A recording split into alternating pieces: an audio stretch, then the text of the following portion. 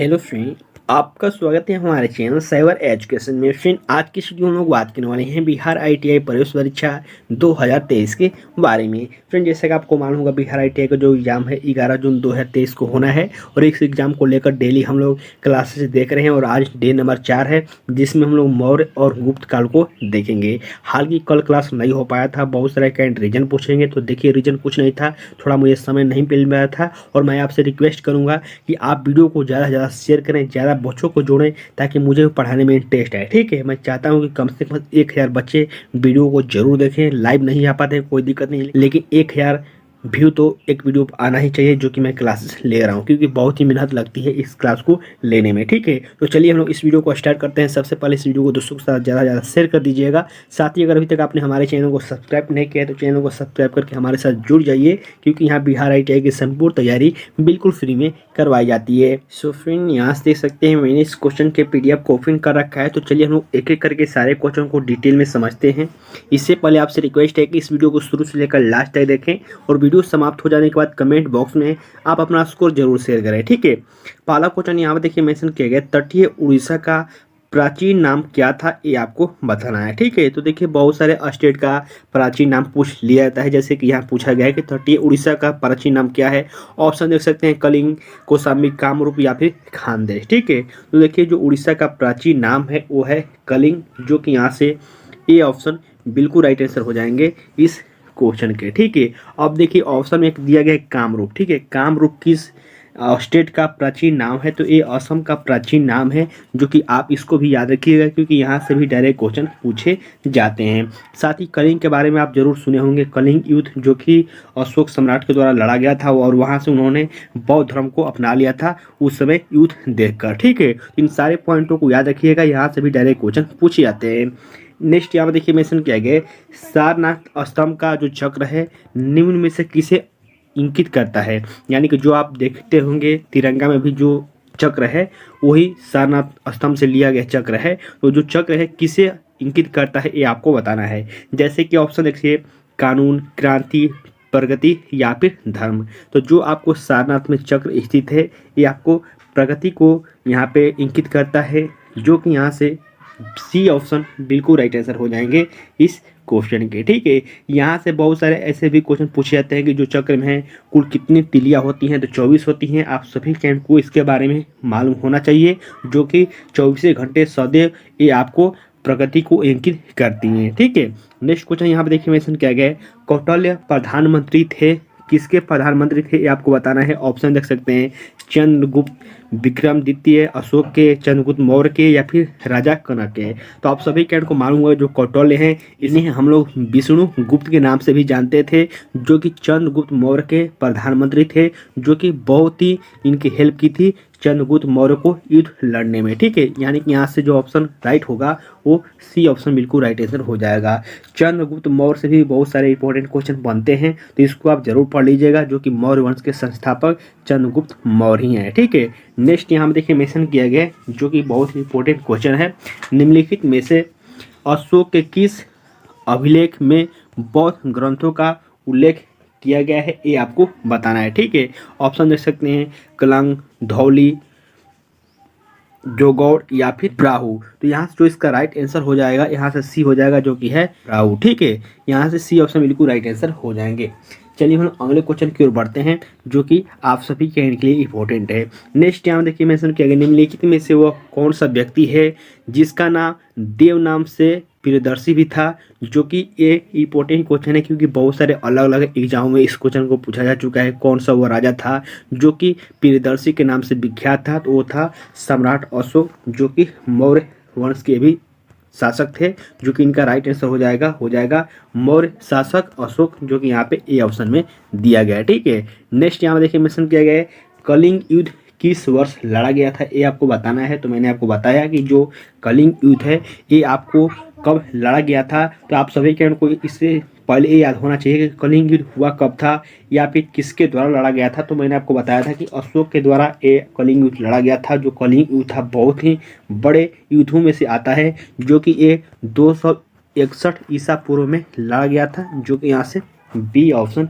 बिल्कुल right answer हो जाएंगे। ठीक, और देखिए इसी युद्ध के माध्यम से जो सम्राट अशोक है उनका जो मन बदल गया था और उन्होंने यहाँ पे जितने भी युद्ध थे इसको बिल्कुल त्याग दिया था, तो उनका माइंडसेट बदला और उन्होंने बौद्ध धर्म को अपना लिया था।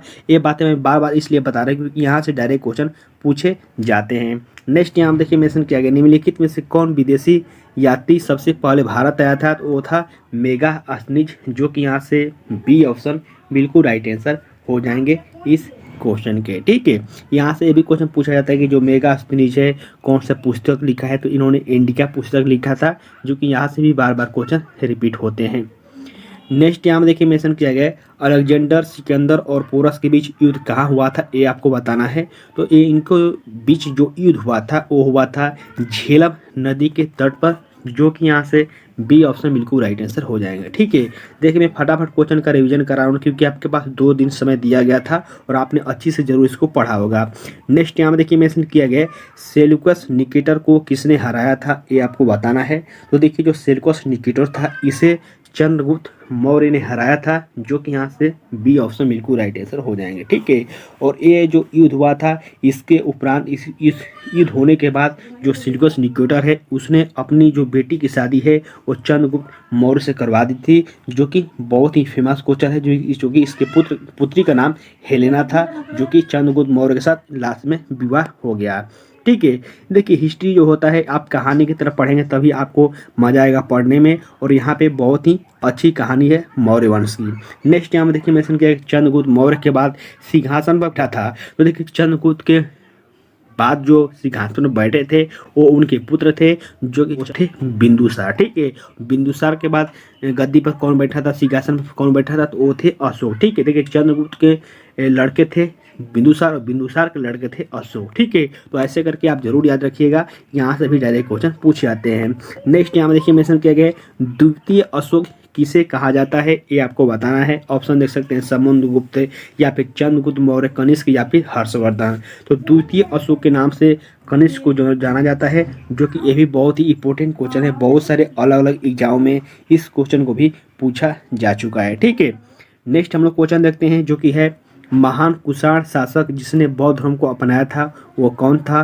तो बहुत ही महान शासक थे कुषाण वंश के, जो कि बौद्ध धर्म को अपना लिए थे, वो थे कनिष्क। ठीक है, तो यहाँ से इसका राइट आंसर हो जाएगा सी ऑप्शन। नेक्स्ट क्वेश्चन देखिए मेंशन किया गया है, बाणभट्ट निम्नलिखित में से किस भारतीय राजा का दरबारी कवि था? ये आपको बताना है। तो जो बाणभट्ट थे ये किसके राज्य दरबारी कवि थे? ऑप्शन देख सकते हैं हर्षवर्धन, चंद्रगुप्त या फिर पुलकेशन या फिर यशोवर्मन। तो ये जो बाणभट्ट थे ये हर्षवर्धन के राज्य दरबारी थे, जो कि यहाँ से ए ऑप्शन बिल्कुल राइट आंसर हो जाएंगे इस क्वेश्चन के। ठीक है, चलिए हम लोग अगले क्वेश्चन की ओर बढ़ते हैं।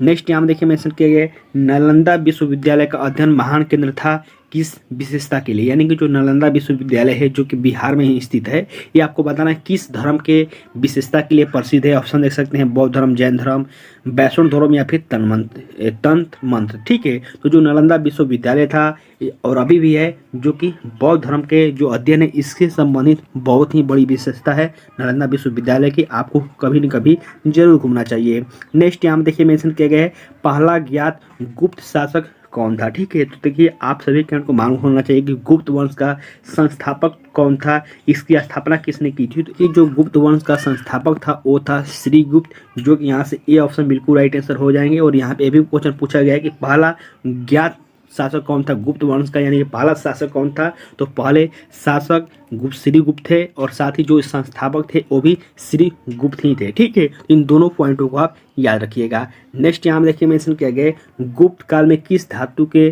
सर्वाधिक सिक्के जारी किए गए थे? ठीक है, तो आप सभी के उनको याद होना चाहिए जो गुप्त काल है इसे हम लोग स्वर्ण काल के नाम से भी जाने जाते हैं, जो कि इस काल में बहुत ही अधिक मात्रा में सोने के सिक्के जारी किए गए थे। ठीक है, यानी कि यहाँ से जो इसका राइट आंसर हो जाएगा वो हो जाएगा ए ऑप्शन, जो कि है सोना।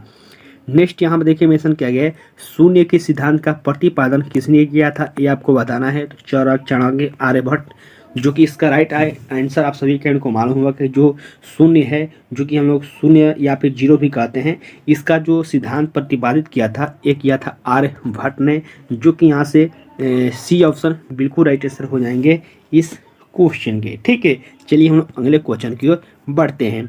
नेक्स्ट यहाँ देखिए मेंशन किया गया है, गुप्त काल शासन के दौरान निम्नलिखित में से कौन सा सिक्का है जो कि चांदी में जारी किया गया था, ये आपको बताना है। तो इसका जो राइट आंसर होगा वो हो जाएगा रुपये का, जो कि यहाँ से सी ऑप्शन में दिया गया है। ठीक है, नेक्स्ट हम लोग देखते हैं, निम्नलिखित में से किनके सिक्के संगीत के प्रति उनका प्रेम दर्शाते थे। तो देखिए जितने भी सिक्के से संबंधित ज़्यादातर क्वेश्चन आएंगे आपको गुप्त वंश पर क्लिक कर देना है, जो कि इसका भी राइट आंसर हो जाएगा गुप्त वंश। गुप्त वंश में या फिर कह सकते गुप्त काल में बहुत ही सारे सिक्के जारी किए गए थे। कुछ सिक्के सोने के थे, कुछ सिक्के चांदी के थे। तो बिल्कुल आप इस बात को याद रखिएगा। ठीक है, नेक्स्ट यहाँ देखिए मेंशन किया गया नालंदा विश्वविद्यालय कहाँ है। तो मैंने अभी अभी आपको बताया और आपको मालूम भी होगा कि जो नालंदा विश्वविद्यालय है ये आपको बिहार में स्थित है, जो कि आप सभी के को याद होना चाहिए। तो फ्रेंड आज की इस वीडियो के माध्यम से मैंने टोटल 20 क्वेश्चन कराए हैं, जो कि मैंने फटाफट क्वेश्चन रिवीजन करा दिए हैं, क्योंकि 2 दिन एक्स्ट्रा समय मिल गया था इसको रिवीजन करने के लिए। तो आप हमारे साथ जुड़े रहिए और देखिए जब तक ज़्यादा बच्चा नहीं जुड़ेंगे पढ़ने के लिए, क्लास लेने के लिए, मुझे भी पढ़ाने में इंटरेस्ट नहीं आएगा। इसलिए आपसे रिक्वेस्ट है कि ज़्यादा से ज़्यादा वीडियो को शेयर करें और ज़्यादा बच्चा को जोड़ें। ठीक है, चलिए हम तो मिलते हैं किसी नेक्स्ट वीडियो में नेक्स्ट अपडेट के साथ। तब तक के लिए बाय, जय हिंद।